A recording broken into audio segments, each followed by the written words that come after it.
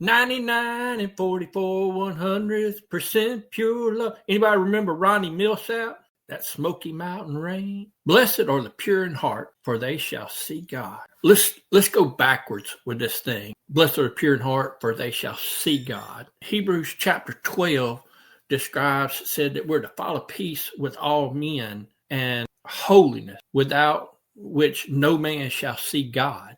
But what does it mean to see God? There's a lot of ways that we can see God. The Bible tells us in the book of Psalms, he talks about how that the heavens declare the glory of God and the firmament showeth forth his handiwork. There's people in this world that can look up at a starlit sky or see the beauty in a cloudless day and never see God in that. There's people that can look at the sonogram like they have nowadays, that you can pretty much see everything of a baby forming in a womb, and all they see is a clump of cells.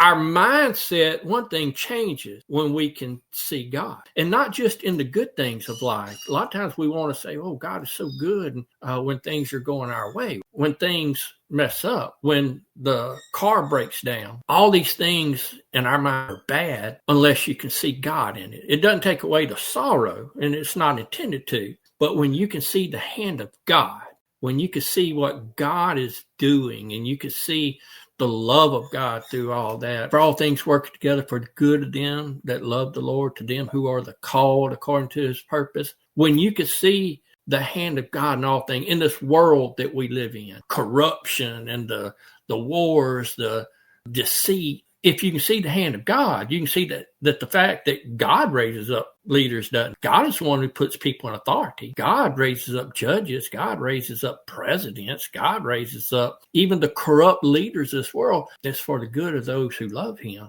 and who are the called according to his purpose. When you can see God's hand and all that, it changes your whole perspective, doesn't it? And it helps you handle it better. Is it easy? It's not always easy, is it? The hand of God, to see the hand of God, that's our goal. Blessed are the pure in heart, for they shall see God. Well, this purity, the Bible speaks of it in one part about a cleansing. You cleanse your hands, ye sinner. Purify your hearts, ye double-minded. Psalm 24, where we talk about who shall ascend up into the hill of the Lord, who shall stand in his presence. Those that has clean hands and a pure heart. He's not talking about these hands, right? These hands, Pharisees looked at the Lord and complained because the disciples are eating with unwashed hands. It's not what goes into your mouth that defiles man, but it's what that cometh out of a man. For out of the abundance of the heart, the mouth speaking. That is what defiles a man. I went with my father-in-law to Branson, Missouri. It's been years ago. Me and Blinda was first married. She was 7 months pregnant with my first daughter. He wanted me to go visit somebody that he had met and go talk to him about the Lord. And I said, all right, I followed along like a little puppy dog and went to this camper. It wasn't the cleanest looking place. I want you to know it didn't look. I was a little wary, if you know what I mean. We walked in this house, there's clothes everywhere, dishes everywhere in the sink.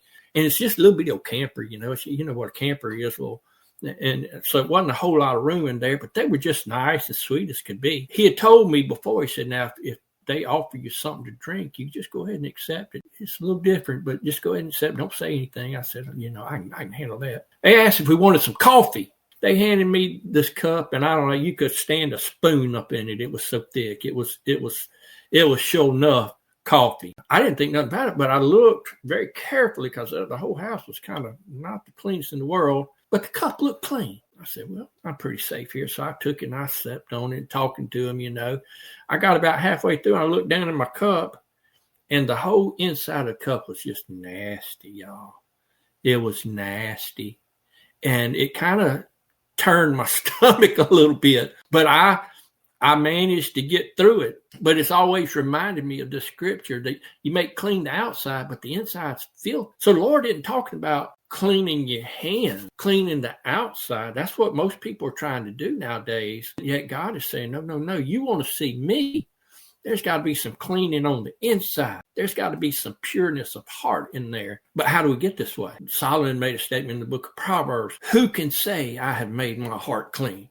Pureness of heart comes through Jesus Christ. Paul talks about in Romans chapter 10, the end of the law is Christ. Paul told Timothy, the end of the commandment is charity out of a pure heart and of a good conscience and of faith unfeigned. The access, to purity, it has to come through Christ. In Titus chapter 2, verse 14, and let me just read it to you, who gave himself for us, talking about Jesus, that he might redeem us from all iniquity, and listen to what it says, and purify unto himself. He wants to purify himself unto himself, a people that we could see the world through different lenses than everybody else, because we see the hand of God in all things, and we get there through purity of heart.